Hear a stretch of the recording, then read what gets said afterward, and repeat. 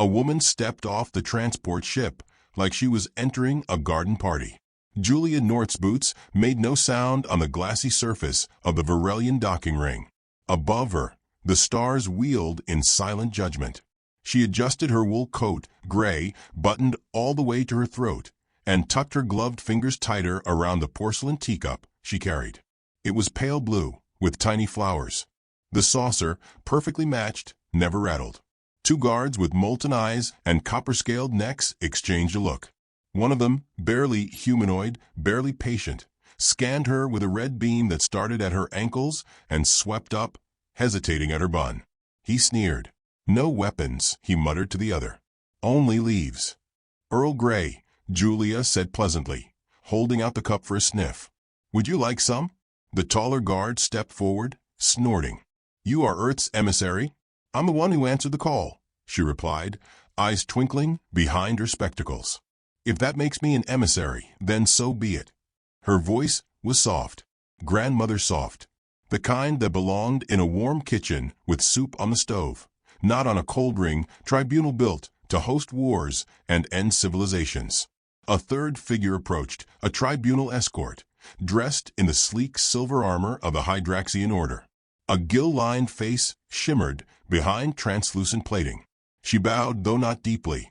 "The Empire appreciates your willingness to surrender." Julia tilted her head. "Is that what I'm doing?" The escort blinked. "You came unarmed, alone, on a diplomatic channel marked urgent cessation of hostilities. That's quite the signature of surrender." Julia smiled. "I always thought it was polite to RSVP in person." She was ushered into the long corridor of the tribunal complex, flanked by silent guards. Her shoes tapped softly on obsidian floors. Alien languages bloomed and vanished on glass walls, trial records, archive links, crime lists. Julia ignored them. A child's drawing clung to the edge of her thoughts, a sun with a smiling face. It had been in the background of one of the files. A minor planet, Davenport, 9, burned 6 days ago. 12 children incinerated with the outpost for allegedly harboring Earth sympathizers. The Empire had called it necessary symbolic cleansing.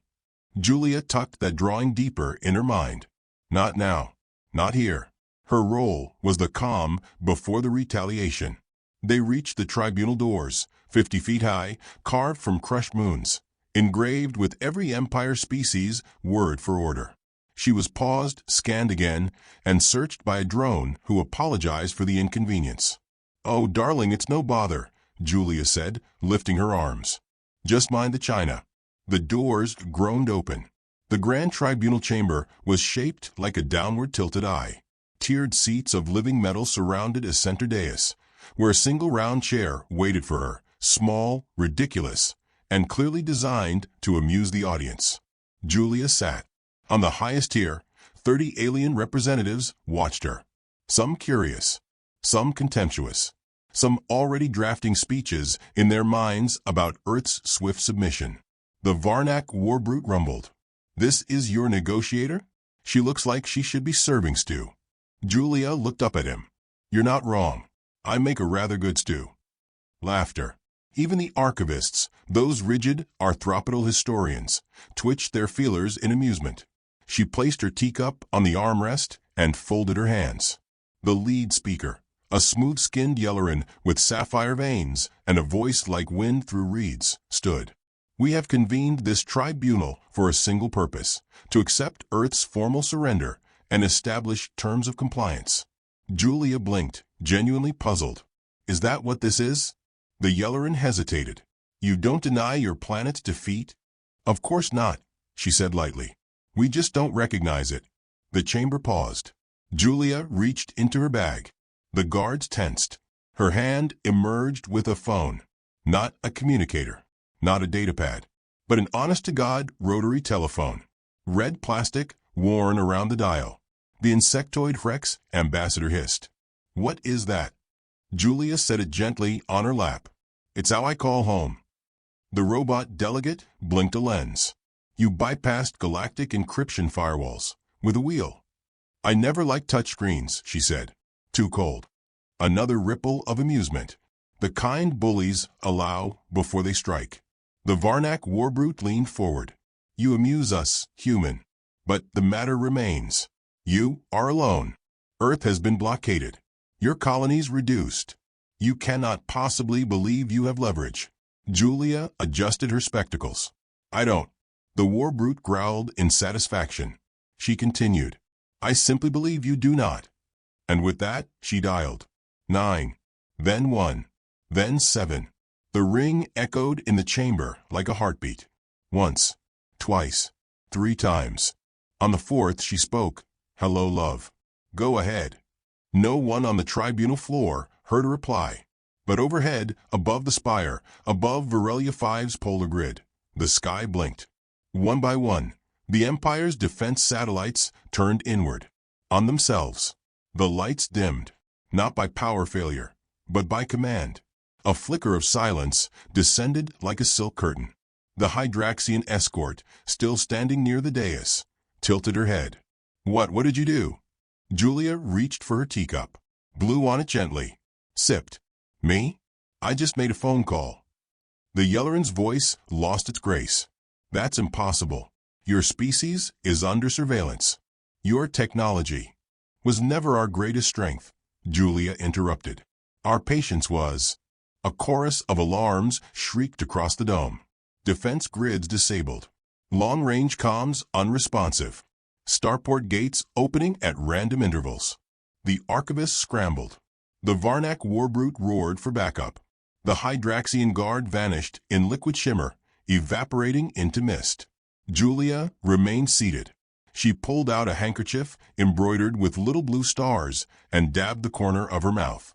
Then she looked up. You thought sending me was surrender. That's the mistake. I am the threat. The room froze. Not in confusion, in dawning horror. You bombed Davenport 9, she said, her voice low and measured. 12 children. You said it was necessary cleansing. A shuddering silence followed. Humanity does not respond with tantrums. We do not scream across the stars. We make lists. We wait. And then one day, someone walks into your courtroom with a smile and a cup of tea. Her chair creaked as she stood. The red phone vanished into her coat. In our myths, she said almost casually, there's a woman who lives in a house that walks. She steals children, eats bones, makes the wind forget your name. They call her Baba Yaga. The Varnak muttered. A witch. A warning, she corrected. The Yelloran stepped back, mouth open. You're bluffing. Julia smiled. Ask yourself, dear, if this were a bluff, would you still have power? And with that, the lights went out. Every screen blinked off. Every drone dropped. Every door sealed. The Empire's capital planet, center of law, seat of power, went dark. Julia's voice echoed in the stillness. I came here to offer peace. But now I remembered who I am. And in that whisper, something ancient moved. The silence in the tribunal chamber was not quiet. It had a weight to it, a presence like breath held too long beneath the ice. Julia stood alone in the center, her teacup still steaming as if the chaos hadn't touched it. The lights overhead flickered, then dimmed to a warm amber as backup systems staggered online, casting long shadows across the delegates' upturned faces. Someone was breathing too loud. Someone else was muttering in a tongue with no vowels. No one laughed anymore. Julia adjusted the cuffs of her coat, her fingers slow and practiced, like she had all the time in the galaxy. Around her, the chamber recalibrated. Holographic displays shimmered back to life, but showed nothing. No fleet locations, no incoming or outgoing signals. Just a single phrase blinking in red at the bottom of each screen. Status, occupied. The Hydraxian delegate returned in a swirl of condensate, reconstituting at Julia's side like a ghost made of silver fish scales. Her voice was quieter now. What exactly did you call? Julia looked at her kindly. An RSVP. The Varnak brute slammed both fists into the metal rails of his station. The sound echoed through the room like thunder from a shallow grave. Is this blackmail? Julia blinked. Heavens no. I'm far too old for blackmail. Then what is this? She lifted the teacup again. Insurance. The kind your empire never thought Earth could afford. Across the tiers, the archivist Highkeeper clicked his mandibles together. You cannot possibly have breached our internal systems. Our architecture is layered, quantum encrypted, fractal coded. Designed to withstand brute force, Julia said, interrupting gently. But not patience, not kindness, and certainly not your own contractors. She turned slowly, eyes sweeping the chamber. You hired human subcontractors to install security code for your food processors, and your sanitation pipes, and your interplanetary lift rails. You paid them poorly. You dismissed them often. One of them had a little girl on Davenport 9. A beat passed. Her name was Elsie. Julia's voice didn't tremble. It didn't rise. But it was the kind of calm that made people flinch harder than a shout. She liked tea parties and drawing suns with faces, Julia added, almost as if to herself. The night before you cleanse her town, she'd drawn one with a kitten underneath it. She left it in the window. Did you see it? No one answered. Julia sighed and poured the rest of her tea onto the tribunal floor. The saucer rang softly as she placed it on the ground. Enough posturing, said the Yelleran delegate, voice clipped. You demand what precisely? Withdrawal? Tribute? Julia looked up at her. I demand you understand the terms. What terms? That the war is over, she said. And you lost. There was an eruption then, sharp words, howling voices, a spike in the air like ozone before lightning.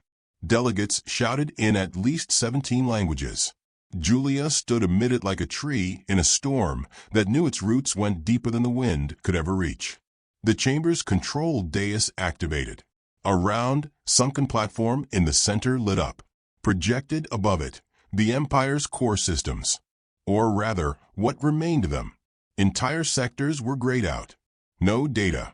No signal. Some flickered with red, remote-locked. Awaiting human confirmation. The Varnak rose. This is terrorism. This is etiquette, Julia replied. The humans warned you. You took the children anyway. A smaller voice spoke. It came from the corner tier, the Thren speaker, little more than a floating jellyfish in a glass orb. It pulsed violet as it hovered forward. Baba Yaga is not a name in your treaties. Julia tilted her head. That's because we didn't write treaties for this. We wrote stories. A ripple of unease spread across the council. You've read the stories, she said. The old woman in the woods. The iron-toothed one who walks without footsteps. The one who eats monsters and mothers alike. She doesn't negotiate. She waits. She listens. And when the fire's gone and the bones are quiet, she comes out. You expect us to believe Earth's retaliation is built on myths? No, Julia said. I expect you to realize that yours were. She gestured at the panel. You believed yourselves immortal. Too layered to be harmed. Too clever to be outwitted. But your power is built on obedience. Fear. Bureaucracy. All we had to do was understand it. And we did. The chamber doors thudded once. Loud, slow, final. Julia didn't look back. Right on time. The guards moved to intercept whoever was arriving, weapons drawn, eyes glowing. The doors opened.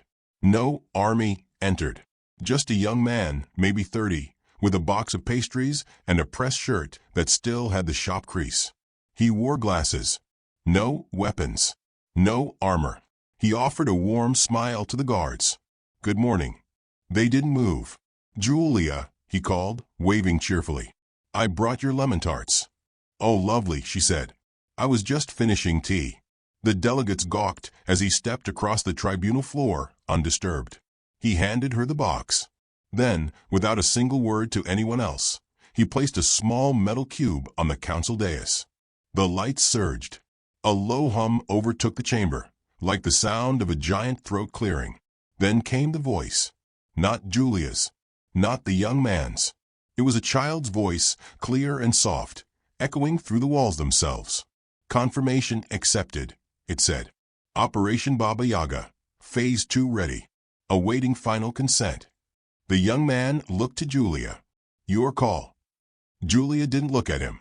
She looked up at the Yelleran, the Varnak, the Thren. She studied each of their expressions. Some were pale, others furious. Most were still trying to understand how this had happened, how they had gone from controlling the galaxy to whatever this was. "I'm not a monster," Julia said finally. "I'm a mother." Then she looked at the cube and nodded once. "Proceed." There was no explosion, no flash of light, just a sound like breath being drawn in reverse. The chamber darkened again, but not from loss of power. Outside, above the Capitol, the sun dimmed.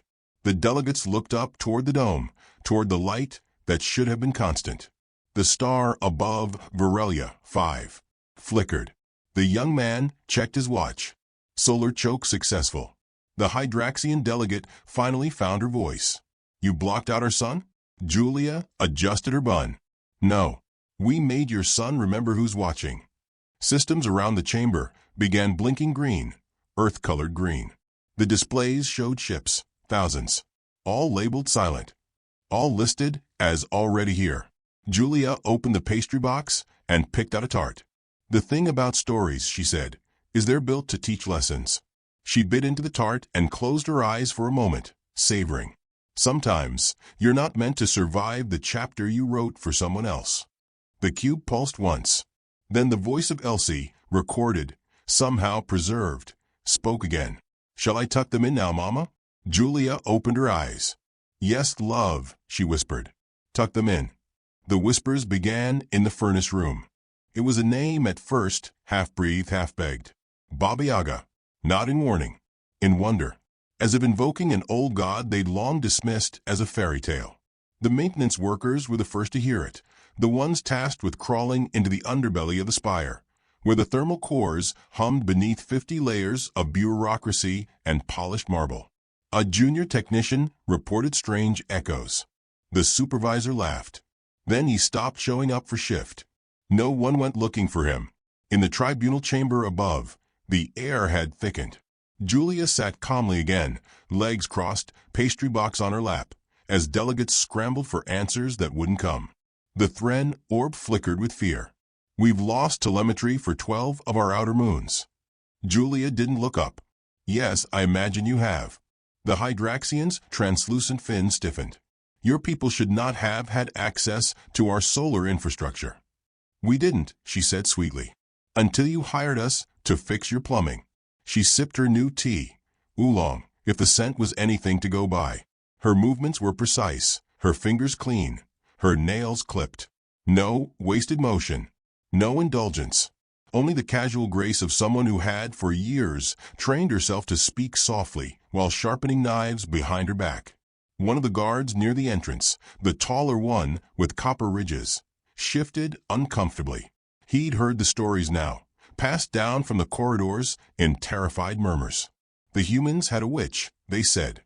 She came dressed as your aunt, asked if you liked biscuits, and erased everything you'd ever loved with a lullaby.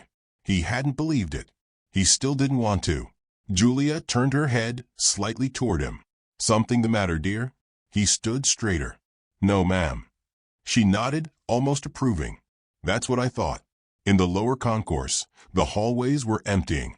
One by one, alien staff abandoned their posts, citing malfunctions or illness or urgent family leave. The elevators stopped at random floors. The temperature dropped half a degree every 10 minutes. The walls whispered now, not words, just a sound, like breathing through teeth. No system reported it.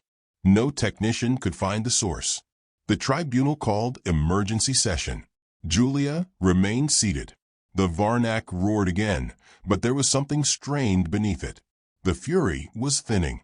"Tell us what you want," he bellowed. Julia looked up slowly. "Want."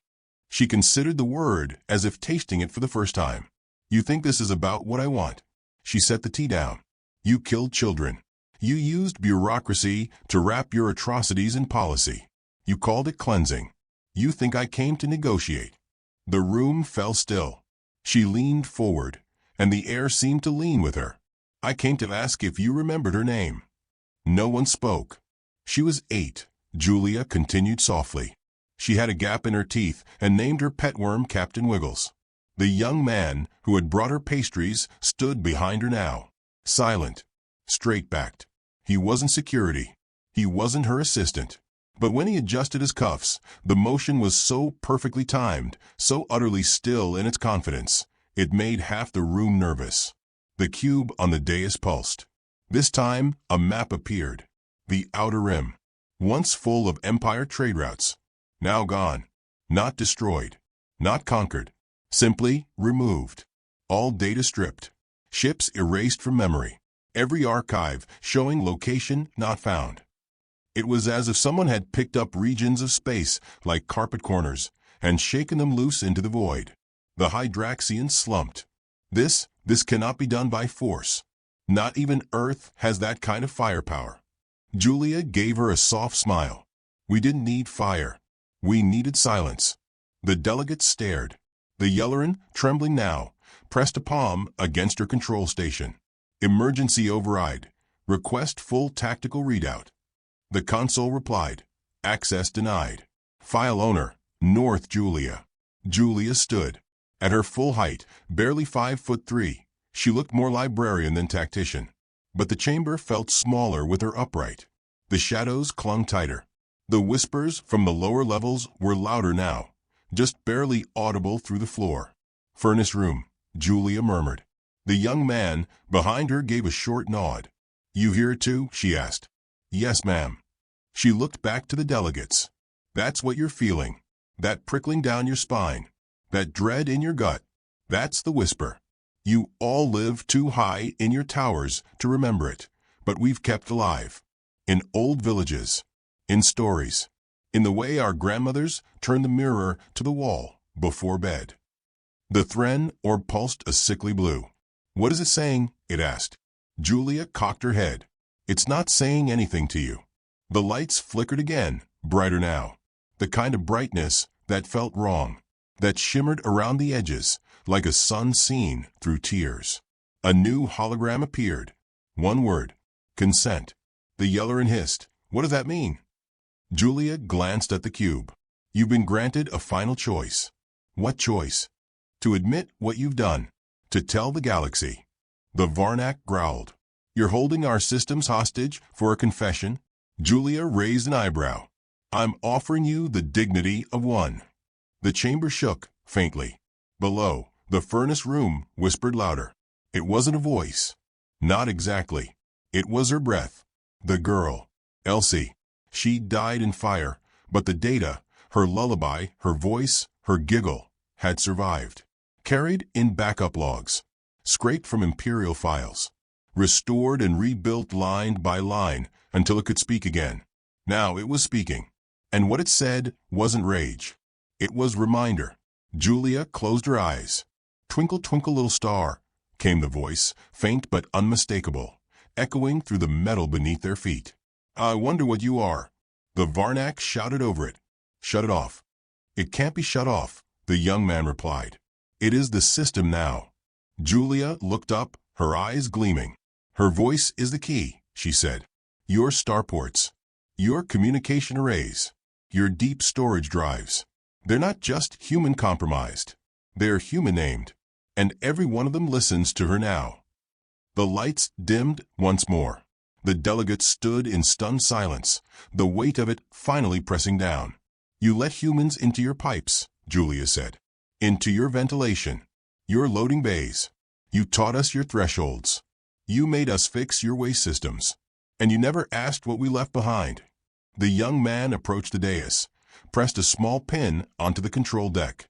It didn't glow. It hummed. The cube changed color. Elsie's voice returned, just one sentence this time. Do they remember me yet, Mama? Julia stepped forward. She didn't cry. She never had. Not once. Not even when she was shown the footage, the crater, the teeth burned into a child's sketchbook.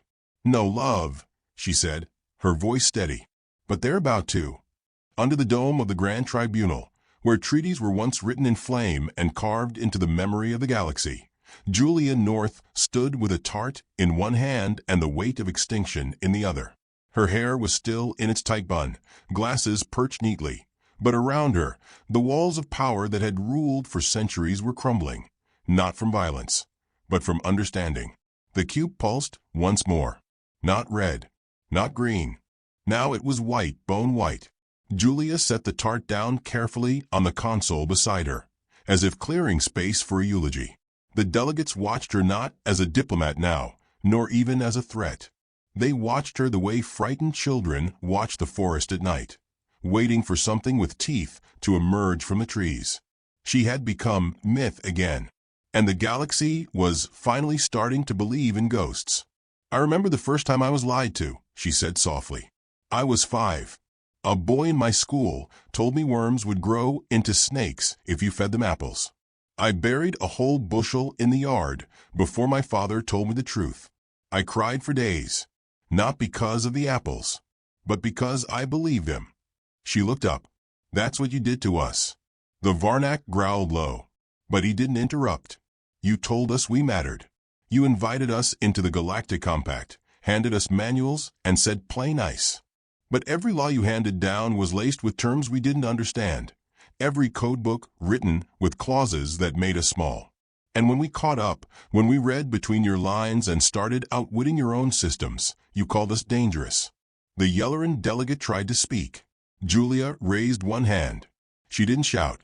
She simply lifted a finger, and the room obeyed. "You didn't want equals. You wanted mascots."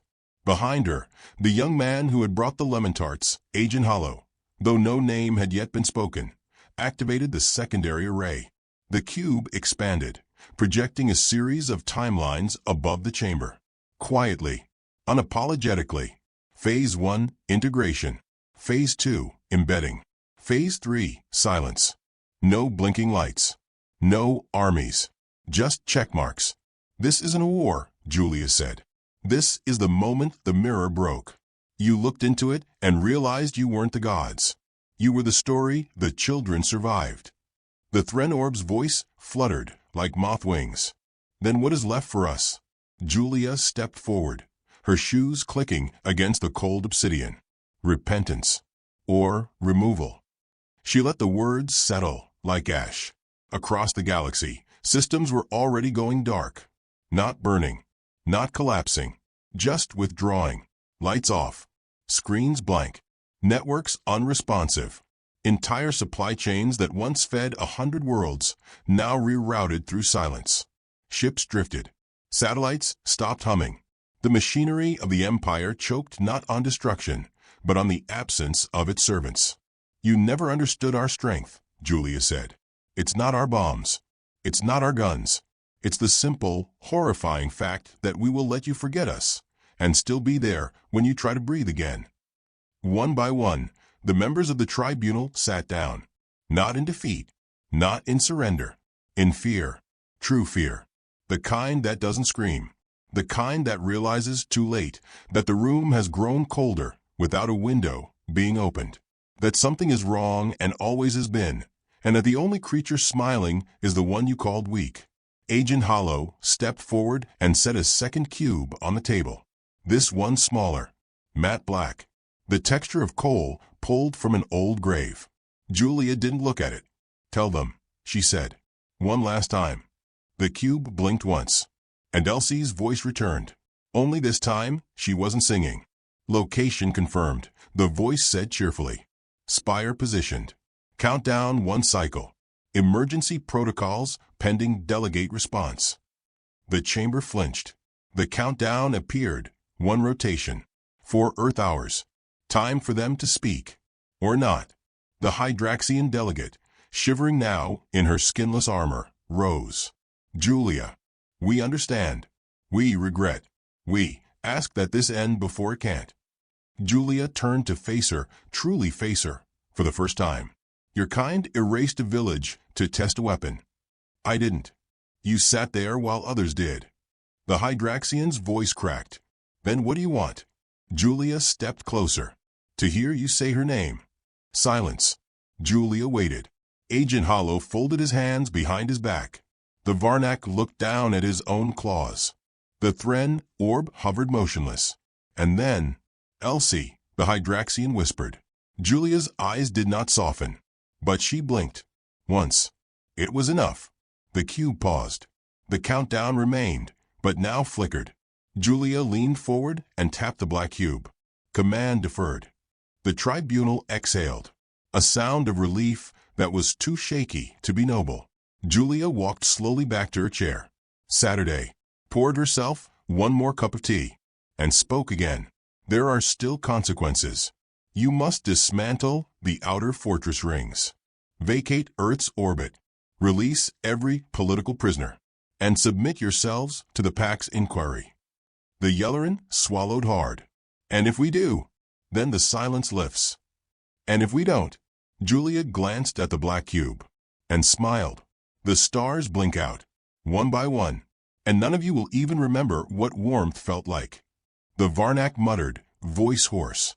You weren't always like this. No, she said. We weren't. She looked up through the dome, toward the darkening sky. But you taught us. Every law you bent, every treaty you broke, every body you left behind. Then, softly, almost kindly, we learned the furnace was real, and we kept its whisper. Agent Hollow's calm chimed once. He raised his wrist, listened, nodded, then, for the first time, spoke. Ma'am, Phase 4 is online. Julia exhaled and turned slowly to face the tribunal. You wanted surrender, she said, but you called forth our ghost instead. She finished her tea, stood, and left the tart behind.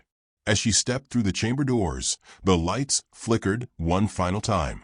Behind her, the cube began to hum. And far, far beneath the spire, the whisper in the furnace became a voice with teeth.